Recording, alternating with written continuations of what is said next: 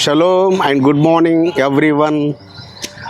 ఈరోజు ప్రపంచమంతటా ప్రతి జనాంగము, మరి ఏ మతస్థులైనా ప్రతి జనాంగము మరి న్యూ ఇయర్ జరుపుకుంటున్నారు. 30 సంవత్సరాల క్రితం వరకు నేను కూడా అన్యునిగా ఉన్న 20 సంవత్సరాలు కానీ క్రైస్తవంలో చర్చికి వెళ్ళినప్పుడు కానీ మరి నేను కూడా ఈ యొక్క న్యూ ఇయర్ జరుపుకున్న వాడిని. అయితే ప్రపంచంలో కొద్దిమంది మాత్రమే యూదులు, అదేవిధంగా యాషువా మెస్సేను అనగా రక్షకుని అంగీకరించిన మెస్సియానికి యూదులు మాత్రము మరి ఈ యొక్క దినమును ఆచరించుకోరు. కాబట్టి ఆచరించుకుంటున్న వారందరికీ హ్యాపీ న్యూ ఇయర్. ఈ దినమున కృపావాక్యం చూసుకుందాం. పరిశుద్ధులారా,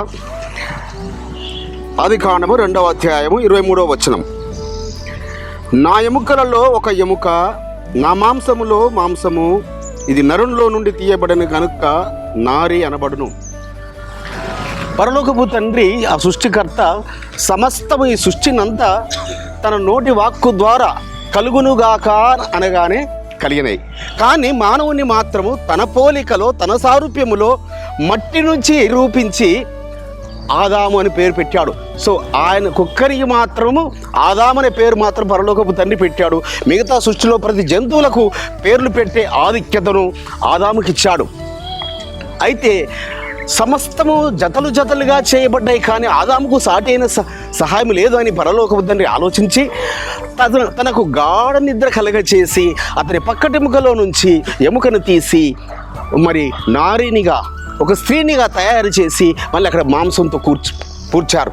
అయితే అద్భుతం ఏంటంటే, మానవుని యొక్క శరీరంలో ప్రతి ఎముక, ఏ ఎముక అయినా కూడా మనం ఇరిగిందంటే లేక అది పోయిందంటే మళ్ళీ రాదు.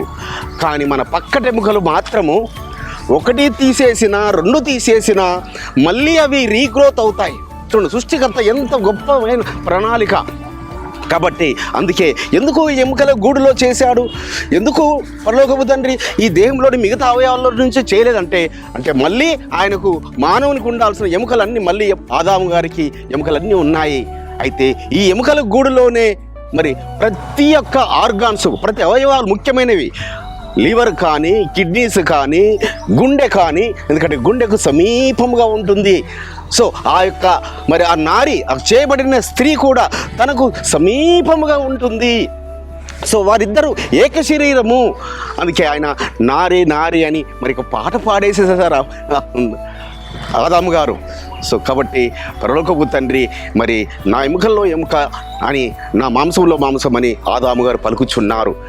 అపరమ తండ్రి మాటలు ఆశీర్వదించి దీవించును గాక. పరిశుద్ధుడైన తండ్రి, అవును నాయన, సృష్టిలో తండ్రి మీరు మానవుని యొక్క ఎముకం నుంచి, ఆదాము నుంచి, ఆదానం అనగా మరి మట్టి నుంచి తయారు చేసిన వాడు సమస్త మానవులకు మానవుడని నాయన మరి మీరే కలగజేశారు. మీకు స్తోత్రములు.